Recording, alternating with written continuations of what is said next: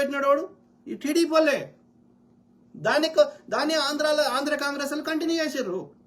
కాబట్టి 2014 ముందు ఆంధ్రలోది రాజ్యము. 1950 ఎప్పుడైతే మనకి విలీనమైందో 47 నుంచి 56 దాకా మనం సపరేటే ఉన్నాం. హైదరాబాద్ రాష్ట్రం బూర్గుల రామకృష్ణారావు ఉండే మొదటి ముఖ్యమంత్రి, ఆంధ్రాకు టంగుటూరి ప్రకాశం పంతులు ఉండే. వాడికి పరిపాలన చేయడానికి భవనాలు కట్టుకోవడానికి పైసలు లేక, జీతాలు చేయడానికి పైసలు లేక, భాషా ప్రయుక్త రాష్ట్రాలని ఆ పొట్టి శ్రీరాములు ఎవడో ఇచ్చేసి ఆ నెహ్రూ గారు అంటే కావాలని వాడు ఒక కృత్రిమ ఉద్యమం చేసి ఇట్లా కల్పించుకున్నాడు, నాశనం చేసి. అప్పటి నుంచి 56 నుంచి దరిద్రం స్టార్ట్ అయింది. 2014 దరిద్రం పోయింది. 56 నుంచి 2014 ఏమైంది అనేది అది ఆంధ్రోళ్ళు తెలంగాణ మీద ఆధిపత్యం చేసిర్రు.